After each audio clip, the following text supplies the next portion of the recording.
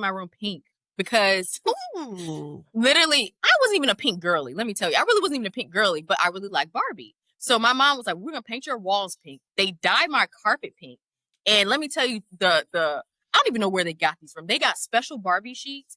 The Barbie was black. The Barbie was dark skin black. You had a black Barbie sheets? I had black Barbie sheets with a canopy bed. My parents were like eating. They ate. Okay. Oh, that ain't so bad. That ain't so bad. I'm thinking about, I'm like, where did they even find this? This was like, what, 90s? I was like, where did they find these sheets? Because we barely had a Barbie that was our shade back then. Let me tell you, she was my color. She was a little chocolater than me. She was a little chocolater than me. And I was like, Mama, they didn't play. Mama, what happened? Mama, what happened? I would have liked black Barbie sheets. But you know what? I can't talk to Sederra because every time a new Disney movie came out, we would go to Kmart and get the bid in the bag. You remember them bid in the bag sets where everything was in it? We would change everything. We would change my bedroom, and I had Beauty and the Beast. I had Aladdin. I believe I had Lion King. I had all the bid in the bag sets. And then my mom of the tops. Oh, period. And then my mom would change out my lamps to make sure it matched my Mama didn't play when it came to my room. It was not a game. So you had your black Barbie sheets. I had my Disney bed and bag sets with the matching lamps and decor. But that is not why we're here today. Before we get too deep into these personal conversations, we're going to have to start the podcast eventually. So I wanted to welcome everyone back to Coffee with Yvonne, a show for creatives and entrepreneurs. And if you hear right now that I am talking to our special guest, Dr., because we got to put some respect on her name, Dr. Sederra Ross, who I know personally from our work day-to-day with the American Chemical Society. She is my guest this week to talk about sisterhood, science, and environmental justice. And I think I brought it up to you, Sederra, a while ago when we were on work trial that I wanted you to be on the show because I saw how dynamic a job you did at that one panel for the Green Chem Institute. And for anyone who has sat through anything with science, please remove from your mind that science is boring. When you have people like Dr. Ross who are explaining very complex topics in simplified ways, that's when science starts to make sense and you start to buy in to the topics that are being discussed. So first, let's read and give Dr. and I'm going to keep saying that too because she is a doctor. Let's give Dr. Sederra Ross her receipts. So Dr. Ross is a program manager at ACS Green Chemistry Institute. She has dedicated her career to solving environmental injustices and researching methods to remove hazardous contaminants and chemicals contributing to global heating. Her research has covered various topics, including creating biodegradable composites that divert solid waste from landfills, developing programs to galvanize environmental grassroots activists, and employing molecular spectroscopy. I can't even say that word. Spectroscopy. Thank you. To identify and characterize gas phase progenitors. Okay, see, this is why I failed. You're doing great. You're doing great. People have read this bio before and just skip words. So okay. You're killing it. That give rise to suit at PM 2.5 climate pollutant. She holds a PhD in green chemistry from the University of Massachusetts, Boston, and a BS in chemistry from Clark Atlanta University, HBCU. Stand up. In her role, she strives to inoculate green chemistry and engineering across the global chemistry enterprise and to provide present and future generations with the knowledge and resources that they need for clean, sustainable environment and an equitable future. And with that being said, welcome to Coffee with Yvonne, Dr. Sederra Ross. Yvonne, you're so awesome. That was a great intro because I'm just like, she's just hyping me up. I'm just here. Yes. You are that girl. What did Beyonce say? It's not the diamonds, it's not the pearls. I'm that girl. Which that's true. If Beyonce said it must be true. No, ma'am, you have a whole doctorate. While some people can barely read past the second grade level, you a doctor. Dr. Ross. Okay. I guess, yeah, you know, it's true. Okay. Not guess, you are. I am. You know, it's so Thank you. funny because, you know, when you're in like PhD programs, a lot of different like chemists, scientists, engineers, if you come across a lot of them, they try to like, it's kind of cool to downplay that you have a PhD or you're not supposed to talk about it. I don't know. It's really weird. It's like a really weird thing. And it's been so fun, like, you know, engaging with you and other people at ACS or just in general to be like, no, you need to talk about this because Yes. honestly, they made it feel like, oh, well, who said like, you don't mention that you have a PhD, you just have one. And I'm like, what? Well, okay. So let's think about that, right? Let's dive a bit more into that. Is it because traditionally in the PhD field, there's not a lot, and please correct me if I'm wrong, there's not a huge representation of Black or, people of color in that space? Because holding a PhD is a very rare and important thing, right? Is that part of the reason? Yeah, no. Statistically, we're a few percent of the doctors in the world, Black people in general. And then for me, even in my program, I was the only Black woman there for 5 years getting a PhD. And this is, again, I didn't do this very long ago. I was the only person at that university doing it in chemistry. We did have somebody come along afterward, Mm. but you know, that should tell you that like there's not a lot of Black people in this space for a variety of reasons, which we know are systemic. Mm-hmm. Mm-hmm. But there is I think a lot of need to downplay it because, like you said, like a lot of times the representation that is in the room with you don't look like you. So they're just like, oh, this is old hat, or you know, my daddy has a yacht. I don't know if they actually, but but you know what I'm trying to say. Like this Yeah. is a part of it, but I think like you said, there is something to say. And I know my dad, he's so funny. I'm thinking about him. He tell everybody, my daughter's a scientist. You gotta die. She's a scientist. She's a da, da, da. Right. And I think there is something to say about, you know, it's not like you aren't humble, right? Definitely you want to have that humility, but I think it's something about being able to say it proudly that you made it this accomplishment because there aren't as many people that look like you in this space and to encourage other people to do the same. So Yeah, and that's why I think that's why we hype you up so much. You and our other colleague who's also a doctor that I work with often. I just want to hype y'all up because seeing women who look like us, women who also have a similar skin tone as me as well, who are highly educated. That is something to be so proud of, especially knowing as a community, less than I don't even want to do the math in my head. Maybe a couple generations ago, these level of opportunities were not afforded to us in the way that we can take advantage of them now. Like you have women who are Black, who are scientists, who don't get the credit that they deserve, even in women who are in the sciences who are not recognized as being scientists, like Madam C.J. Walker, which is one of my biggest heroes historically in both the industry and personally. You have women who have done great things in skincare and who have done leaps and bounds of things in research whose names are not being spoken in those rooms. So that's why we hype you up, Sederra, because we're literally seeing Black history happen in real time in front of us. And to know that I get the privilege of working with someone who has a doctorate, who has defended her dissertation, who has defended her research, who has gone through so much schooling. Girl, I'm in my master's program right now, and I'm like, Lord, I just gotta get through another year and a half. Let me just get this master's degree. Girl, you did you that, got and it. you did a PhD on top of it. Man, we are proud of you. You know, I think, you know, really it's just one step at a time and you got this. You're going to get done and go flying colors and you know, you're going to be like, oh, well, maybe I'll go for that PhD No, myself. no, girl, we done. We Oh, done after done. this. Okay. We done for real, for real. Cause my mama threw that out. She said, "Oh, Dr. Pearson said, Mom, don't even put that in the atmosphere because I don't think I got it in me to go for a doctorate. Now, a doctorate in marketing would be cute, Just but saying. I don't know. I don't know if I need it. But for you, Sederra, when it comes to science, knowing that science is, STEM is very popular right now. But when we were kids, the main thing that they promoted to us was being a doctor or a lawyer or maybe like owning your own business, right? So what Yeah. drew you into the world of science and specifically what kept you there? Oh, no, that's a really good question.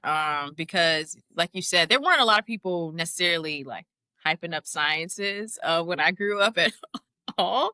Honestly, even my mom, like she would put me in like pageants and all kinds of like fun things, such as like extras in movies. Because I'm from Atlanta, so you know, I've been a couple extras in the background, which you'll never see in a Tyler Perry movie. When I was like a kid.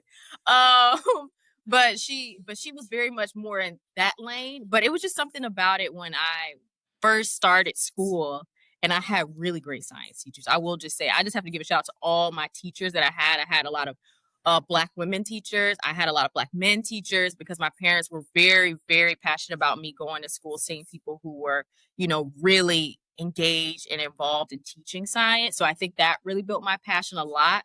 And I also think that they always encouraged me no matter what I did. So they were like, "You don't really care what you do." Now my mom was like, "You sure you don't want to be an MD doctor?" I was like, "Mama, I don't like blood." Okay. And then a lawyer, my brother's a lawyer, so I don't need to do that. Well, he became a lawyer, so we're fine. We got both of them in there. Okay. So I was just more on the side of like, I really always just love to see what like our environment was like, what like why were things the way that they were, right? So that was always like my mind. So I was pretty curious. I think as a kid, I would just be doing stuff. My mom was just like, "Don't do that."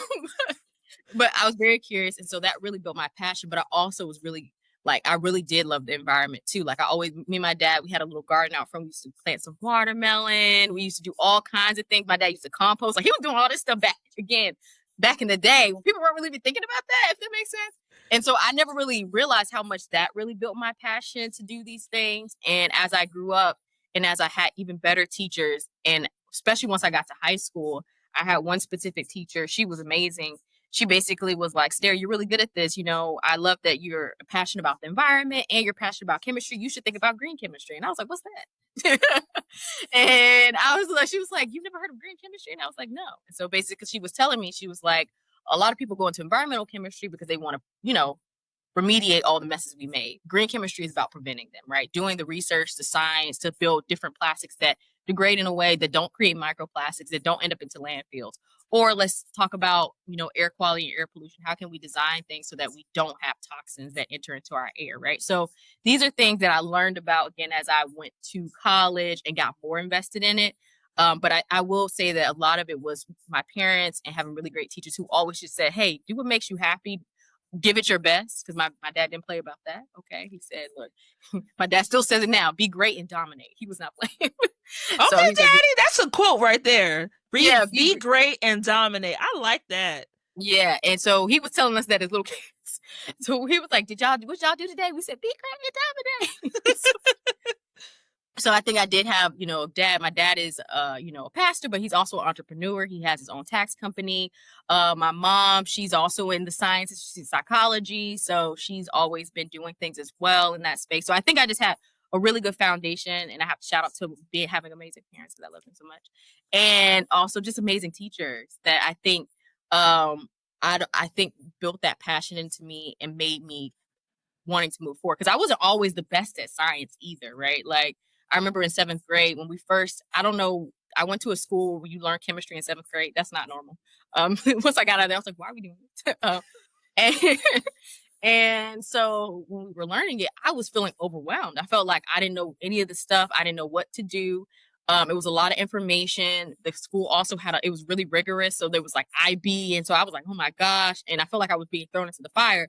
But what I did love, I had another female teacher in middle school, and she was like, "You keep going. Like you're doing great at this," even though girl I was failing. But she was like, she's like, "You're doing great." And I was like, but she was like, she would stay after school with me. She would go, she would work through like certain problems. She was like, "You're doing great." So by the time I got to high school and I had chemistry again, it was like a walk in the park because I was like, I went through the fire already. What they were teaching us was crazy. So what y'all teaching us is basically the same. So I'm okay. And so I think that really did help me improve and get better. So I say that to say also for people who feel like, "Oh man, you know, I'm trying something and I don't feel like I'm good at it the first time." I don't think you always have to be great at something the first time.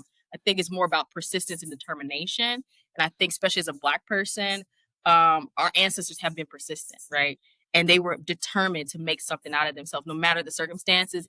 And I do believe that like I exist here today because of them as well, because they decided to continue and to continue to work and to continue to strive no matter what situation they were in, which were much crazier times than we are in now. But I think I wouldn't be here without that persistence and that determination to continue to do the best that they can no matter the situation. So And I think let's go back to how you were brought up, right? Yeah, Me being raised here in the DMV area, specifically PG County stand up, period. And hey, and you being raised in Atlanta, those are two black hubs of culture. And I yeah, think we sometimes don't put two and two together about how that has truly shaped our futures, right? Because me growing up here, we've been here since I was 3 years old. My mom moved down here to take a job working for the Pentagon. She was an executive assistant to Colin Powell when we moved down here. And then she moved over to EPA, where she's been pretty much my entire life, right?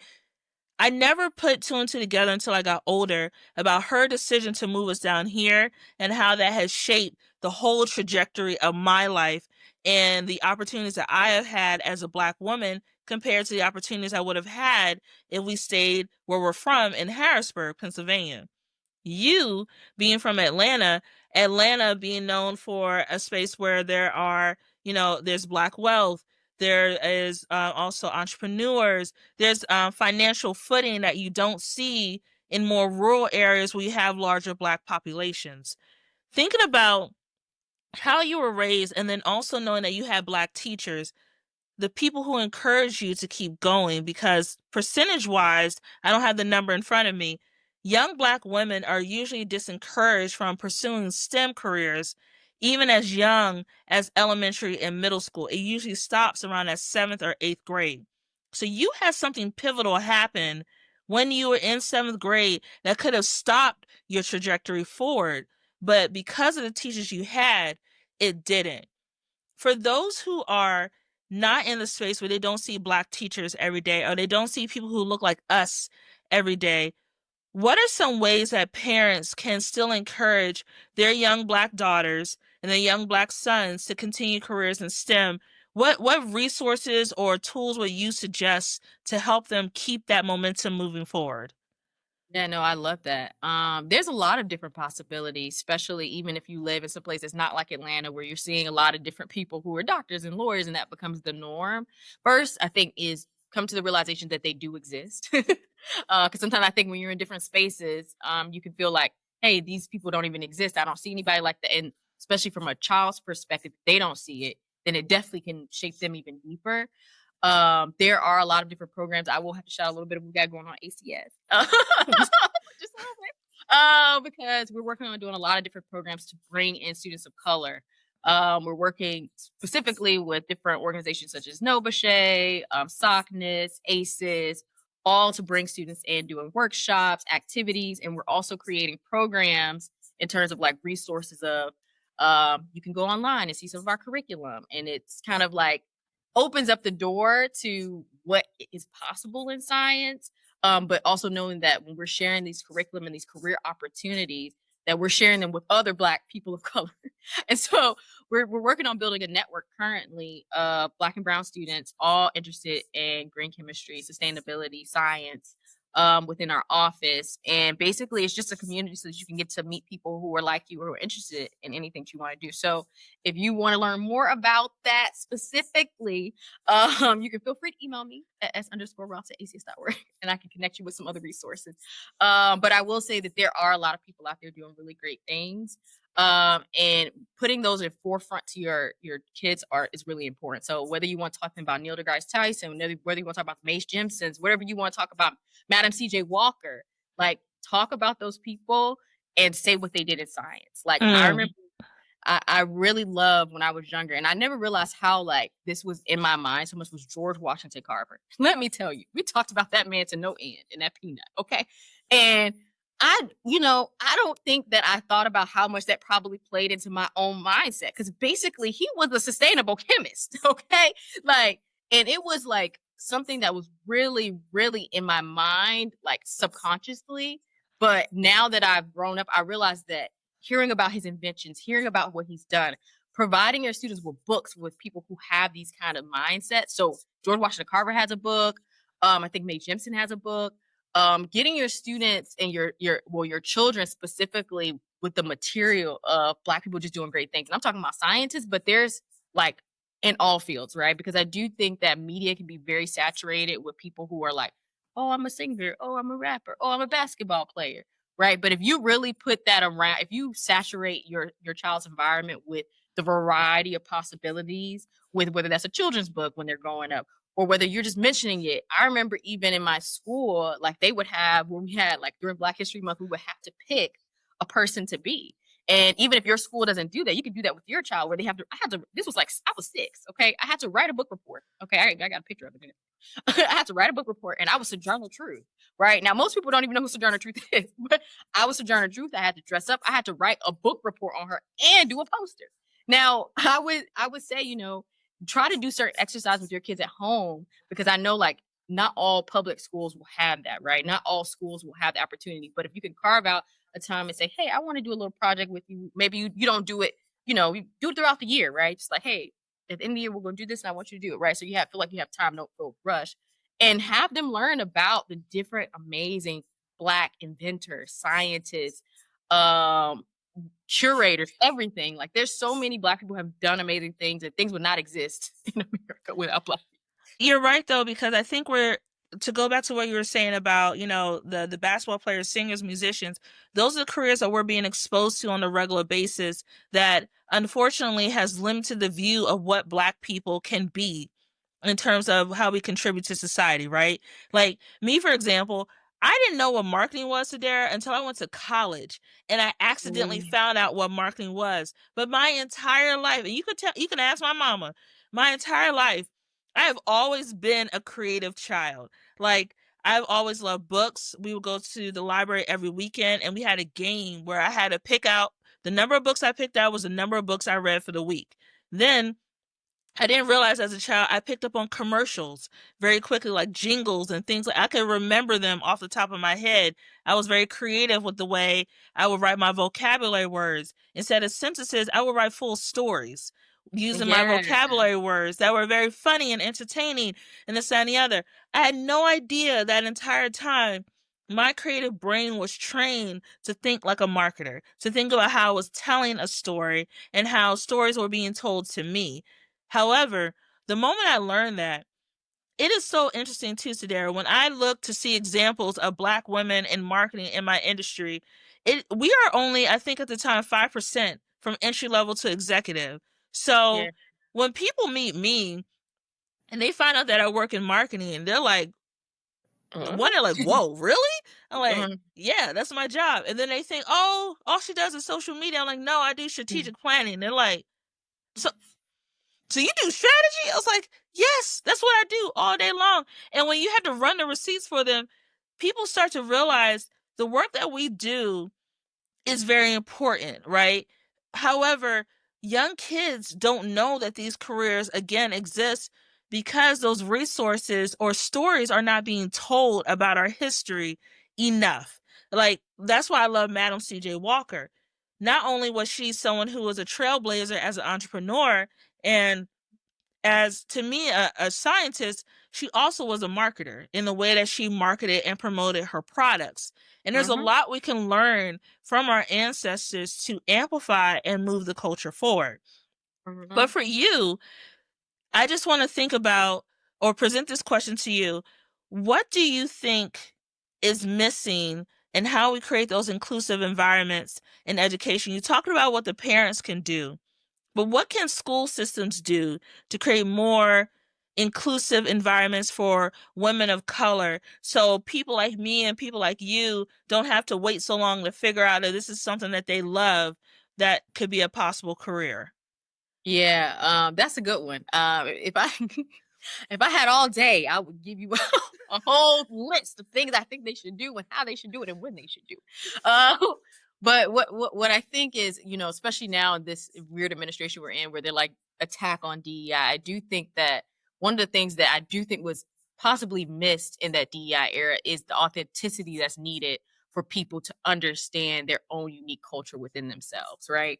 I think, it's great to have guidelines. It's great to have, accessibility. It's great to have things that you kind of say, okay, these are the good things you should do. However, how does that mean? How do you treat me as a person? How do I see myself? How do I be my authentic self as a person? That's way more important, no matter what skin tone you are, honestly, than anything. And I think what a lot of schools should really go further and deeper into is how do people reach their authentic self, right? And I think that that's something that you can bring in universally, right? Whether you are talking about it culturally or whether you're talking about it ethnically, whether you're talking about it just from where you're from, like what city you live in, right? Like how do you get to know who you are as a person and really building that up in kids early years, right? Because those are foundational things. I think we spend a lot of time on math and all this, and I love math. You know, you need all that. But I think, we would be much better people if people really just had time to like think about who they are, what they like, what they dislike, and then that would feed into their own like ethos and their own trajectory and their own like purpose in life.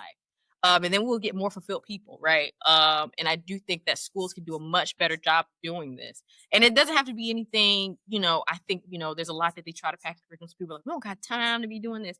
But I do especially feel like for people of color, specifically Black people, or all, but I just feel like we don't also, and when it comes to history or telling our stories, we don't spend enough time telling the great stories, right? Black History Month would be 1 month. They might talk about a little bit about when it was started. Then most of the time they talk about Black history got to do with slavery. And Martin, don't forget Martin. It's always slavery and Martin. Slavery and Martin. Slavery and Martin Luther King. They barely talk about Malcolm X. They feel like that's controversial. And I just feel like they should do a more well-rounded, like, I don't know, storytelling of everyone's history, right? Black people, Latina, Indigenous. I feel like there's very much, because we live in America, to be honest, it's very glossed over with a white layer, to say it nicely, that ends up leading you just whitewashing everybody else's culture. So whereas these things that don't really encompass what people have done. And I think this is why we also get these huge divisions, even in cultures where, you'll hear young white kids who really don't have no sense, but they just say, well, slavery was so long ago. None of that stuff is happening now, blah, blah, blah, blah. Because they didn't learn it either. Nobody told them. And then you'll hear some Black people who like, who is Master T.J. Walker? What? So now you got ignorance on both sides. And now that just leads to poor communication in the future. But if people really educated people on their history in a real way and how it connected to them, then I think we would have a much better understanding of each other on a human level. I think schools really need to do a better job of not in the, okay, we feel mandatory. You got to listen to this mandatory train or whatever we want students to do for this. But really like, hey, these are great accomplishments that people have done all across the world, all within the United States. And they all look like you, because that's true for every culture. And all those people should be highlighted so people have something to aspire to. And you're absolutely right. And that's why like educating yourself outside of what the school system teaches you, outside of what the media teaches you, is very important. But when I say educating yourself, I don't mean going on TikTok. I don't mean going on and I keep clearing my throat because we all can fill in the blank of what it is. Yes, comes across our timeline, or people who have mics but can't read above a second grade level. But that's not why we're here. But I said it. I said it. Second grade. Can we do in 5th grade? Girl, they barely passed it. Anyway, I think it's really important for us to make sure that the way we're educating our community is holistic. It's not just teaching about the tragedies of slavery, but also teaching about how the people within our culture, they didn't take that line down. Like they don't teach about how, a lot of them push back, how they plan, how things like that we do now, like me wearing a head wrap, or the way that we non-verbally communicate to one another in the room, are things rooted in our culture that were survival techniques that evolved into the AAVE that we have today. Or even things like how we took things like soul food, which were scraps from master's table, and turned into a full culinary cuisine. How we invented things like macaroni and cheese. Let's talk about that. How about how we created the cotton gin? How about how we created a lot of things that modern medicine uses for the base of their research, and the things that are used for modern, for life-saving treatments? They don't talk about how we were the original midwives in this country, and how we supported, and knew a lot of things when it came to home births and things like that was criminalized against us when it became a thing that they wanted us to be in medical school, but knew that we were not able to get into those certain schools because of the color of our skin, which is why we became midwives. They don't talk about that. They don't talk about a lot of things that we have done around research, around technology, around healthcare. Yes. They don't talk traffic lights. Nothing about what we have done and the innovation that we have brought to the table. It's just this decision to focus on a very limited view of our culture, which has then, to tie it up with a big bow, impacted the careers that we want to go into because we think we have never been in those fields, when in reality, we were often trailblazers in those fields. And we were trailblazers in those areas until we got pushed out or the rules changed in which we were allowed to be only in certain careers and not at the level that we deserve to be in. So, Sederra, as we come closer to the end of our interview, I know people think that science is just something like you just sit in a lab with your lab coat on, you got the goggles. It's very quiet. I've been in some labs, so they were playing music though, but it's very like quiet and serious. However, there's a lot of creativity in the work that you do. So, can you please share with our digital audience, how do you have creativity show up in your work? And how do you think that people can change their perspective about science as it relates to being a creative career? Yeah, I think this gets really mixed up a lot where people are just like, oh, science, they're nerdy, it's numbers, I don't like math. That's usually what most people say. But a lot of times, science is art. That's why it's arts and sciences. And it really does take some innovation when you're coming up with new, drug applications, or when you're doing different synthesis, and when you're working together in teams. It is a creative process, right? It does involve some numbers, okay? but the best innovations come from people who are creative. You're not a great scientist if you're just like, okay, I'm gonna do whatever. I'm just put this pipette. I'm gonna just do this. You're a tech if you're just doing the basic stuff. If that makes sense. So I think I encourage creative people to go into the sciences, because I think that a lot of people get stuck on the math, but I'm like, math you can learn. Math, I promise you, it's not as hard as people make it sound. I promise you. It might take some people might take a little more time, but it but I promise you can get it, because a lot of times people be like, I can't do math, but best believe they know how to count that check and how they need to divide it into different bank accounts, and then how much their money's gonna get interest on this. That's math. Okay, it's all so they know how to use it. Same thing, right? And so I do think that it's really important to be creative and innovative in the space. And so when I think what really makes me passionate about it is because when I use my chemistry knowledge, I'm not using it always in the way that everybody thinks about it, right? Like, okay, go in the lab, use pipettes, you're doing this, you got a beaker. I'm able to share out this knowledge and why it connects to environmental justice, which a lot of people don't think about, right? Because they're just not even aware maybe of what's even happening in their own community, or they're not even aware of environmental justice. And then when you say environmental justice, finally they're like, okay, I know what that means. Chemistry, what they got to do with chemistry? And for me, a lot of times people aren't thinking about how Black and brown people are impacted a lot about environmental justice. And for me, just to give a little snippet of why I think it's so important is that a lot of the chemistry that we do, it's all around us, right? Chemistry is everything, really. Like, we're a bag of chemicals. You can't get rid of it, right? But how you do it, how toxic it is, how hazardous it is, what's the risk? All those things are things you have to consider. And when we scale things up, right, so that you can have, your Amazon delivered to your door, who does that impact when there's an industrial plant right outside of their school's neighborhood, like, or right outside their neighborhood, right at their child's school, right? And these aren't things I'm making up. These are actual communities that have this. You look up Louisiana Cancer Alley. If you go to any place in really a lot of southern corridors in Texas, all these different chemical corridors that exist within the U.S. and globally. Okay, so not just here in America, but mainly globally, because America ships all that out. But that's neither here nor there. I think it's really important to think about, as we build the next generation of scientists and chemists, we want to make sure that they are people that look like us. Because for far too long, when chemistry was being thought of, when industry was being built, it was not being built in mind for us. It was being built in mind for making money. And a lot of times to make that money, they put industries and things and communities of people that look like us. And so we're hugely impacted by this on a global scale, and we're not even fully recognizing it. So this is why we need more scientists that can actually empathize with this, because if not, we'll continue to get the same issues. We'll continue to see the same problems. We'll continue to see no development in this area, because a lot of the scientists who probably are going to be doing that next experiment are like, well, I don't really understand what you mean. that is in this community. Because they ain't ever been in that community, to be honest. Okay. Like, they never grew up there. They didn't have to live there, and that experience is removed from them.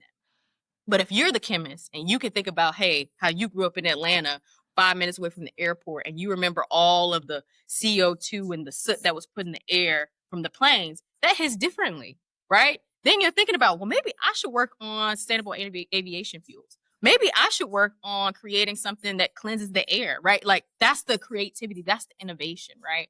And I know, again, a lot of Black and brown folks, we love our beauty, we love our skincare, we love our hair care, and we know some of this is toxic, right? And a lot of this is because there's a lot of us who aren't actually in the spaces making and doing the things anymore, right? A lot of this stuff has been bought out by major companies who are now doing whatever they want. And we need more people like us to bring on those new beauty care brands that are healthy, those new hair brands that are healthy, all of those things. These are all scientists doing these things, right? So there's space for us here. Our time is now, because if we want to see change for a sustainable future, we have to get engaged now. So I think it's really important that we have the innovation that Black people bring to the table, because I feel like all Black people are creative. I don't care what we are all of them, even the one that don't look that creative, little like they creative. We are, okay? Because how do we create a new dance every 3 to 6 business days? Like, How? That's creativity that just I can't even put a name on that one. And I just love how, Sederra, you brought in about the beauty industry, because that's what I tend to see a lot of times in our community, right? I tend to see us go more into the beauty space, but not understanding that they're actually doing chemistry when they're creating a new body butter, a new lip oil, a new foundation. No one explains that that's chemistry to our community. And when I tell people, like, it's chemistry, right? And they're like, no, it's not. I'm not in a lab. I'm like, no, but you're taking materials and you're putting them together to formulate and create something. And when I shared with someone that I went to Procter and Gamble last year for a photo shoot for work, and told them, I met the person who made the curl cream for the Pantene, Gold series, and she was a Black woman. I'm like, people like us are behind these formulas that we use every single day. And I do think, Sederra, to talk about what you were saying about sustainable materials, do you think an area that is struggling with this right now in the fashion industry, fast fashion companies, and I'm going to choose my words carefully because I know everybody likes to tussle when it comes to fast fashion. But fast fashion companies like Shein, Temu, Fashion Nova, and others have, in a way, almost created a global crisis. Yes. Plastic materials from these cheaply made clothes, stylish but cheaply made clothes that are mass produced, that's now impacting our world in a new way. How do you think, and just off the top of your head, how do you think green chemistry tied in with fashion can help dial back that impact so we see less of those materials and more thoughtful products created from these companies that are relying on the consumer hamster wheel? Like, what are some of your thoughts? No, I love that. Actually, this goes really well into something that we're doing at our conference. We're having a startup showcase, and we have a couple of startup companies that are actually working on making biodegradable beads. So, like some clothes that are embroidered, they have all these different beads on them. They have all these different things, as well as another company that's making a faux leather. And what I do think that, what these companies should be taking on is that at the end of the day, we can't keep going the way that we're going. Okay. The fast fashion has to stop. It has to end. And because there's a lot of things that we could be doing to make clothes last. First thing, the clothes don't be lasting more than 2.5 business days. Okay. You have it for one day for an event and it's torn up the next day. How is that sustainable? Like, why would we even want that for ourselves? Okay. Like, that's not okay. And then whatever's left over gets shipped over to China or Kenya and it's sitting on their beaches. Is that all right? That is not okay, right? So, like, I think it's really important that we think about our impact. And I think that there is so much that can be done in this space. We need more sustainable dyes. We need more sustainable materials to use to make the clothes. We need more sustainable processes to make the clothes. We need things that can still be very high quality so that they last longer and people use them longer, right? Because that's also part of the problem. Don't just be buying it for an event, okay? Actually wear it. And I'm a big proponent of thrift stores. Like what I got on right now, I all got from the thrift store. Let me just tell you. Because a lot of times those clothes were made back in the day, so a little bit higher quality. But also you get name brands just the same. There's nothing wrong with it. Put it in the washer. Don't be confused. People wear it when you go to the store too. It's been worn. So I think it's really important that we have people with that innovative mindset. And what I'm really excited about is that we're working also on the shoe deconstruction program with a group in Atlanta, and they're trying to come up with basically a sustainable solution for shoes, right? Because currently, you can't just like recycle shoes to make another shoe. That would be too energy intensive and also wouldn't make any sense because it would be less sustainable to do. So they've been coming up with solutions for that. And they have a manufacturing company in Kenya where they're trying to actually work with them to figure this process out. But these are all Black people that are doing it. So the goal here is that we want, I think it's really important that our community, especially as people who love fashion, who love shoe sneaker culture, that we start thinking about some solutions, right? Because you can have on a nice pair of shoes and a nice outfit, but it don't gotta like go kill the environment to do that. I think it can be something meaningful, and we need people who can think like that. Like, how can I make something that's cool and unique that doesn't require for me to use all these dyes, or I can use something greener, or maybe I can come up with a cool way to make where clothes will transform into something else so that you can wear it multiple ways, right? So now you have multiple outfits, so you don't have to buy as many outfits, right? Like you can get really creative, not with just the chemistry, but even with the engineering of the way that we wear clothes now, right? So I think it's really a renaissance era, I was like, of chemistry really, and of science, because we have really yet to play with all the transformations that are possible when it comes to like synthetic chemistry and making different coatings and polymers and things of that nature, and how we can use newer technologies like catalysis, biocatalysis, to generate processes that are much greener than what we've had in the past, because we just keep doing the same stuff thinking we're going to get new results. So I definitely encourage a lot of people who are Black and brown, go into the fashion industry, but think about chemistry. Go into the beauty industry, think about chemistry. If you're going into anything to do with hair, think about chemistry. If you want to do anything about air quality, water quality, any of that, your soil growing, think about chemistry. So because it's everywhere. And I think that by being at the first stages of chemistry is all about matter, you're really innovating at the most basic fundamental levels that you can innovate. So if you like to be creative, you can't get more creative than using elements in my life. Okay. So I really encourage people to do that and get and figure out where their gifting is and where they see their eye is and how it can play into what we want to see for this future and making it sustainable. And I appreciate that you gave actual real workable solutions, because sometimes people are like, they like to stand on top of the hill with their flag, wave it all day long. And when you ask them, what can we do to solve the problem? They give a bunch of research, but no real answers to your questions. So you actually gave workable solutions of what can be done. And I do agree with you. There is an issue when it comes to, clothes not having multi-functions to them. Like our parents' clothes back in the day, they would wear them clothes till the last thread Put patches came on off, and then patches. put patches on it and wear it again, and it's a whole new look. Whereas we, in a way, just say it's out of style, it's out of season, toss it.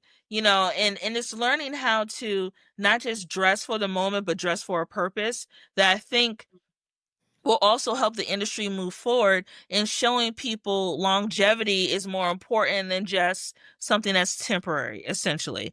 So, and go ahead, Sederra. And I'll just say too, when you think about fashion, it's very cyclical, right? So like things that are popular, 20, 30 years ago, you'll see somebody wearing it all over again. It's not like, right? So don't get rid of it out of your closet because you're like, oh, I can't wear it right now. If you know there's a season and a time for you to wear it, then save it because you know you're going to wear it another time, right? But don't just keep things in your closet you're not going to wear it. No. Don't do that. But I do think that people forget that we have I think, there is a lot of people who are brought into the idea with social media to, I got to dress best. People can't see me wear this outfit twice. And I get it. But we got more than enough clothes. You can switch that stuff up, and it's about buying also really good articles of clothing that you can switch out to make it look different. Right. So, those are just my thoughts about fashion. But yeah, don't feel like you have the need to buy new things every time, because a lot of stuff comes back in style. Yeah. And more importantly, too, when you're thinking about going into a career of chemistry, as you mentioned, if you want to work in chemistry, you can also work in chemistry marketing. You can get a chemistry degree and you can get a marketing degree. Or you could go into, if you want to be in fashion, you can get a fashion merchandising degree and maybe a minor in chemistry. Like there are many opportunities to work in the chemistry field. You kind of have to think of it like a business degree almost, because business is such a broad area that you could do almost anything. It's the same thing with chemistry. Chemistry Yeah. has a lot of opportunities that people don't think of in terms of opportunity. And then for your area in green chem, just to give people their spotlight and to add a little razzle dazzle, who are some people in your industry who are changing the game with the work that you're doing, that they're doing, that you would like to spotlight? Oh, definitely. There's a lot of people doing a lot of great work. I will say that green chemistry field could have a little more people like me. So that's why I'm trying to get y'all all to join. But I definitely have to shout out my girl Laurel Royer. She's in Atlanta herself. She is a consultant. She does a lot of great consulting work with industry, with companies, with local communities as well, advocating for their rights, but also showing industries how they could do better in greener chemistry. I think she's amazing, and she's an awesome Black woman. I'll also have to definitely shout out Tisha. She is Tisha Jessup. She is from the University of Colorado. She teaches, she's a professor there. She's all about green chemistry. She's indigenous.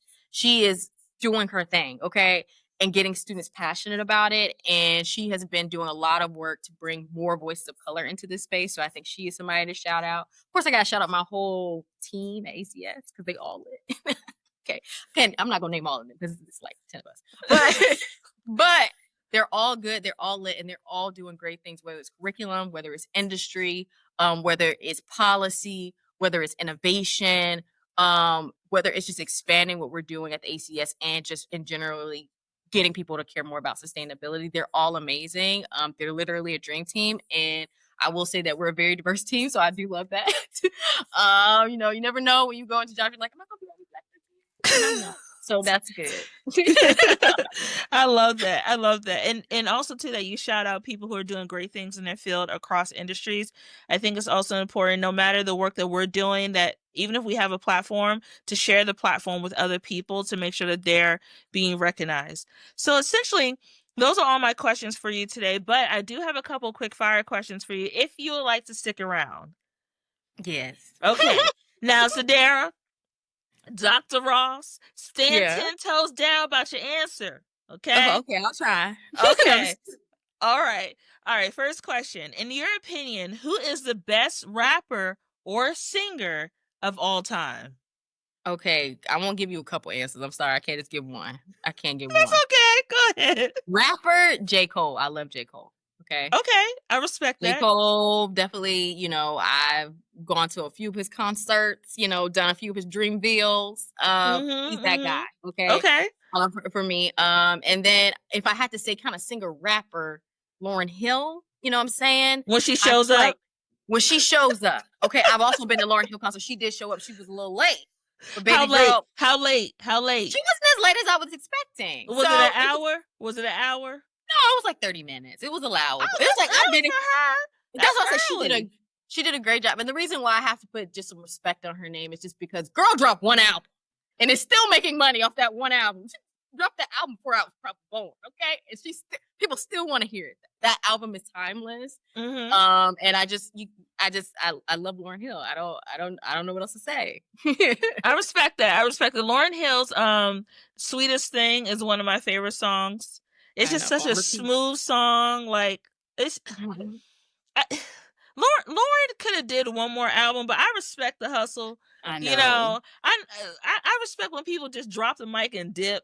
And then thinking about the next question. Okay, imagine this. All right, Dumbledore done pulled up to your house, right? He dropped off the letter, got the stamp from Hogwarts. Girl, you going to Hogwarts, okay? In fact, we're gonna turn into HBCU. You going to You go to Hogwarts Agro-Technical Institute of Culture University. Okay, you got in a Hogwarts adjacent school, HBCU. You have magic powers, right? Okay. What magic powers do you have? at your new HBCU? At HBCU though, I feel like putting the HBCU on to make it different. It does. It does. I had a little It makes it razzle different. dazzle for you. I had a little razzle dazzle. Oh, if I had a superpower at an HBCU, okay, I would. This gonna sound really messed up. I would have a power to increase administration skills, timeliness. I would be able to control time. That's what it is. Hit a fast forward button, and then I would wait on my school check to be to be. You won't be at the A building struggling. I'm like, now I would have some magical power to help with the administration. You be like Dumbledore, Headmaster Dumbledore. I gotta freeze time, fam. Why they late with my check again? Like, I need my tuition reimbursement check. Homecoming next week. My outfit on layaway. I gotta pay the final bill. You know, I gotta pay the party admission. Like Dumbledore, I need to freeze time. Can I get permission real quick? Like basically, right? Yeah, basically, yeah. I feel that. See, I went to a PWI, so no shade. I didn't have no shade. Which, let me caveat, put some respect on HBCU's name. Put some respect. If I had my choice, I would have went to an HBCU. However, 100%. Yes. However, I went where the scholarship money was.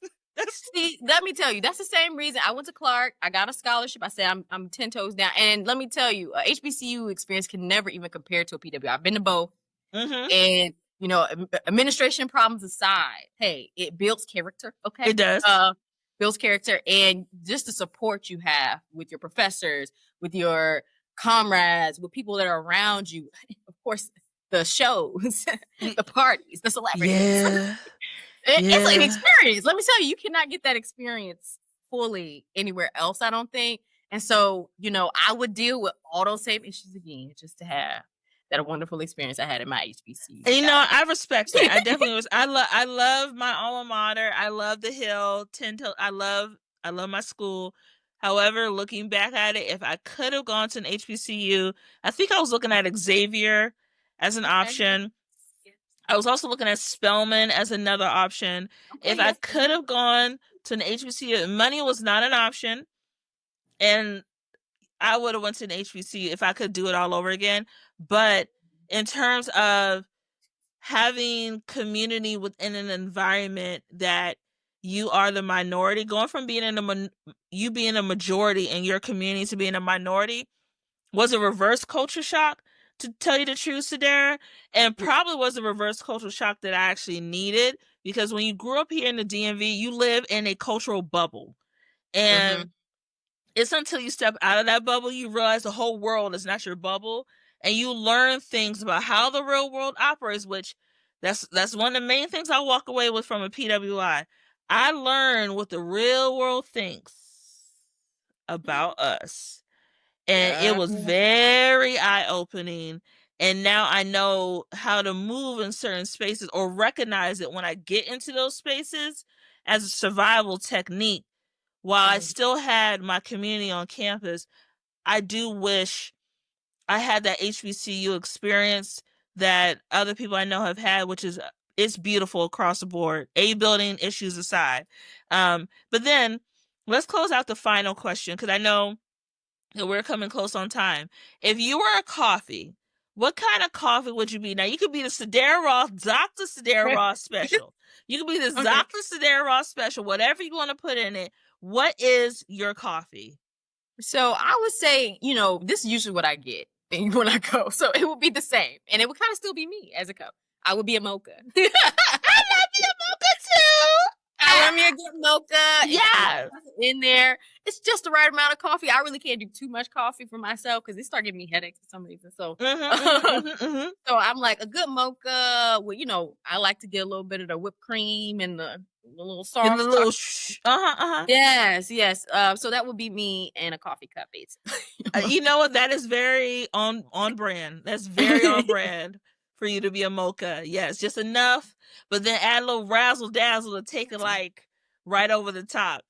Well, Dr. Ross, that is the end of our interview, and thank you so much for joining me for coffee. How can people find out more about you and your platform? Like, where you at, sis? Where are you?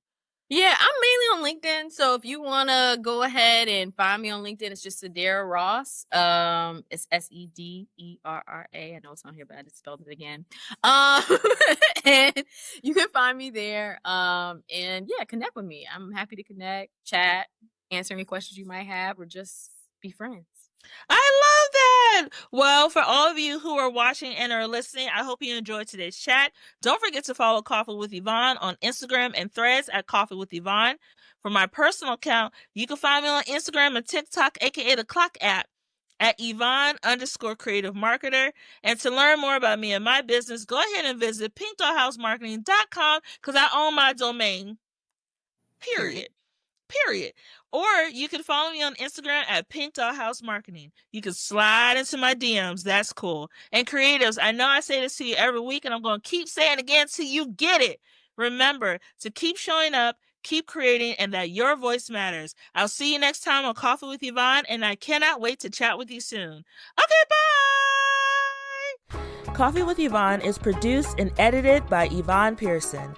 Coffee with Yvonne is created by Pink Doll House Marketing. You can catch the latest episodes by subscribing to Apple Podcasts or wherever you get your podcasts.